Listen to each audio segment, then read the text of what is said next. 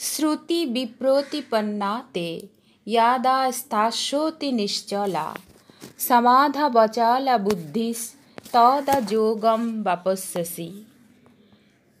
এই 53 নম্বর শ্লোকের বাংলা: নানা প্রকার শাস্ত্রীয় মতভেদে বিক্ষিপ্ত তোমার বুদ্ধি যখন নিশ্চল হয়ে যাবে এবং পরমাত্মায় অচলা হবে, সেই সময় তুমি যোগ প্রাপ্ত হবে। ব্যাখ্যা: লৌকিক মোহরূপ পঙ্ক অতিক্রম করলেও নানা প্রকার শাস্ত্রীয় মতভেদ দ্বারা যে মোহ উৎপন্ন হয়, সেগুলিকে অতিক্রম করবার জন্য ভগবান এই শ্লোকে প্রেরণা দিয়েছেন। অর্জুনের মনে এই শ্রুতি বিপ্রতিপত্তি অর্থাৎ শ্রবণের দ্বারা বিক্ষিপ্ত ভাব এসেছিল যে নিজ গুরুজনদের, আত্মীয়দের হত্যা করা উচিত নয়, আবার নিজের ক্ষত্রিয় ধর্মও ত্যাগ করা উচিত নয়। একদিকে আত্মীয়দের রক্ষা করা, অন্যদিকে ক্ষাত্র ধর্ম পালন করা। এর মধ্যে যদি আত্মীয়দের রক্ষা করতে হয় তবে যুদ্ধ করা যায় না, এবং যুদ্ধ করলে আত্মীয়দের রক্ষা করা যায় না। এই দুই বিষয় নিয়ে অর্জুনের শ্রুতি বিপ্রতিপত্তি হয়েছে, তাতে তার বুদ্ধি বিচলিত হয়েছে। তাই ভগবান শাস্ত্রীয় মতভেদে বুদ্ধিকে স্থির এবং পরমাত্ম প্রাপ্তির ব্যাপারে বুদ্ধিকে অচল রাখার প্রেরণা দিয়েছেন। এখানে একটা ব্যাপার আছে কি না, জাল দুই প্রকারের, সংসারী এবং শাস্ত্রীয়। সংসারের মোহরূপ পঙ্কে আবদ্ধ হওয়া সাংসারিক জালে পড়া, এবং শাস্ত্র, সম্প্রদায় ইত্যাদির দ্বৈত অদ্বৈতের নানা মতাদিতে সমস্যায় জড়ানোই শাস্ত্রীয় জালে পড়া। সংসারের জাল তো ছটাকখানেক সুতোর মতো, আর শাস্ত্রীয় জাল হচ্ছে 100 মণ সুতোর মতো। তাই ভগবান এখানে বলেছেন যে সংসারী ও শাস্ত্রীয় এই দুই সমস্যাতেই বুদ্ধি নিশ্চলা অর্থাৎ এক নিশ্চয় সম্পন্ন হওয়া উচিত, এবং পরমাত্মাতে বুদ্ধি স্থির থাকা উচিত যে আমার পরমাত্মাকে প্রাপ্ত করতেই হবে, তাতে যাই হোক না কেন। সাধকদের মনে এক্ষেত্রে প্রথমে এই দ্বিধা দেখা দেয় যে সাংসারিক ব্যবহার ঠিক রাখা উচিত না পরমাত্মা প্রাপ্তির জন্য চেষ্টা করা উচিত। ক্রমে এরূপ নিশ্চয় হয় যে আমার শুধু জগৎ সংসারের সেবা করা উচিত, জগতের কাছ থেকে আমার নেবার কিছুই নেই। এরূপ ধারণা বদ্ধমূল হবার পর তাদের ভোগের আকাঙ্ক্ষা কমতে থাকে এবং বৈরাগ্য জাগে।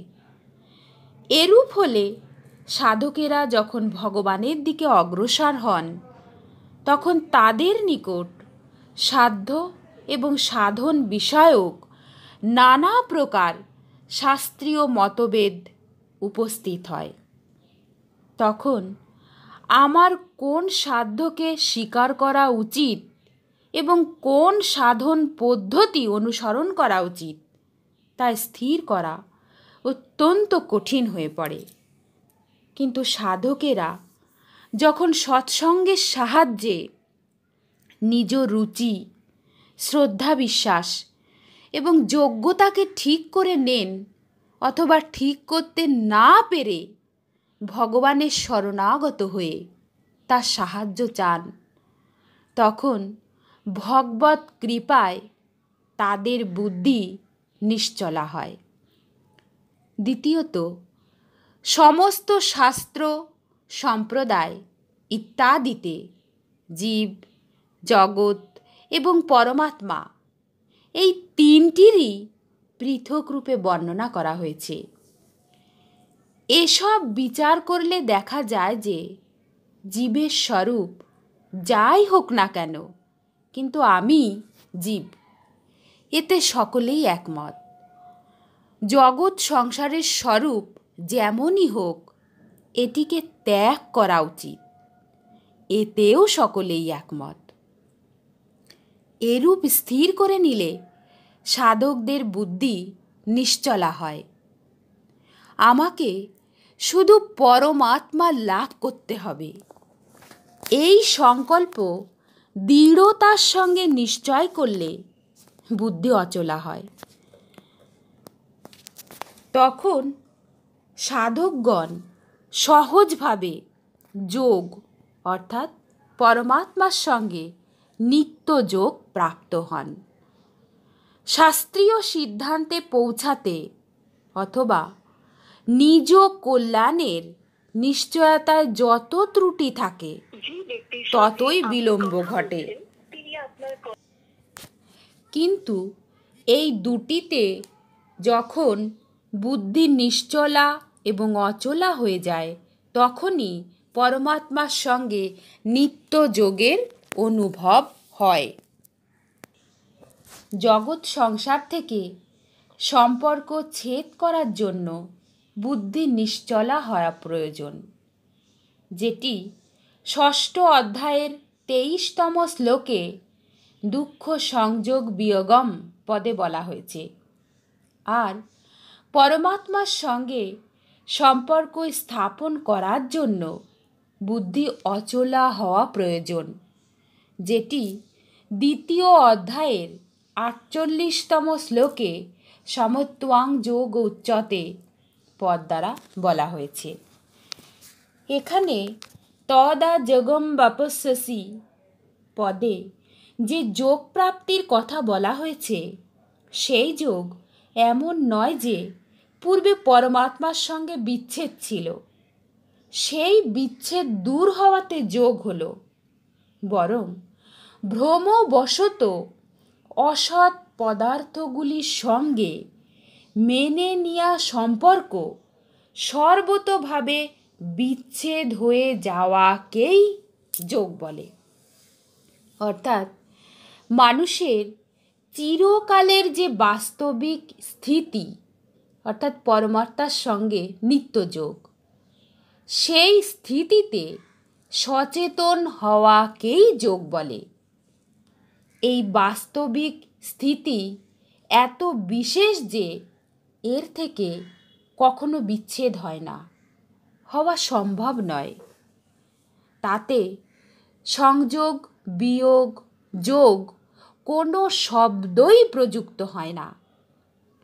শুধুমাত্র অসতের সঙ্গে মেনে নেওয়া সম্পর্ক ত্যাগ করাকেই এখানে যোগ নাম দেয়া হয়েছে। বাস্তবে এই যোগ হলো নিত্য যোগের বাচক। এই নিত্য যোগের অনুভূতি কর্মের অর্থাৎ সেবার দ্বারা করা হলে সেটি কর্মযোগ, বিচার বিবেচনার দ্বারা করা হলে জ্ঞানযোগ, প্রেমের দ্বারা করা হলে ভক্তিযোগ, সংসারের লয় চিন্তার দ্বারা করা হলে লয়যোগ, প্রাণায়ামের দ্বারা করা হলে হঠযোগ এবং সংযম নিয়ম ইত্যাদি অষ্টাঙ্গের দ্বারা করা হলে অষ্টাঙ্গ যোগ বলা হয়।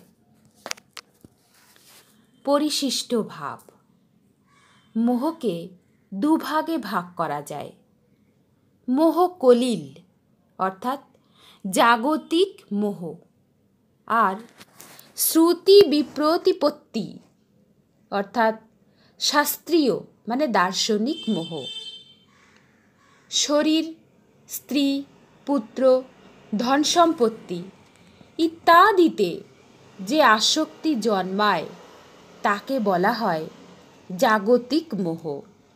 আর দ্বৈত, অদ্বৈত, দ্বৈতাদ্বৈত, বিশিষ্টাদ্বৈত এইসব দার্শনিক মতভেদে জড়িয়ে পড়াকে বলা হয় শাস্ত্রীয় মোহ। এই দুটি মোহ পরিত্যাগ করলে মানুষের ভোগে বৈরাগ্য আসে এবং তার বুদ্ধি স্থির হয়।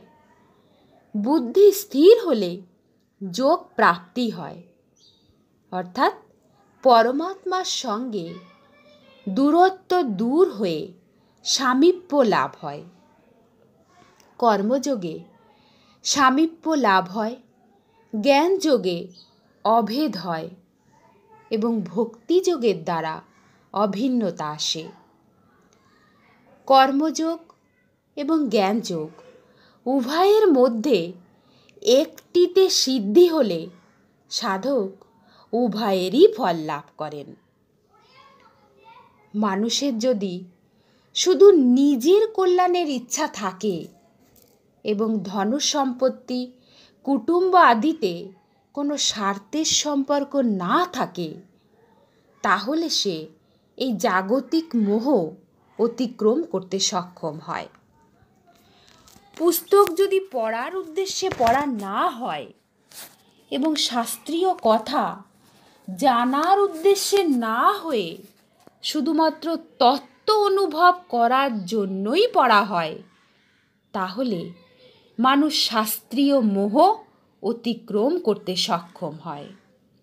অর্থাৎ সাধকের জাগতিক মোহের এবং শাস্ত্রীয় মত পার্থক্যের কোনোটিরই প্রাধান্য রাখা উচিত নয়।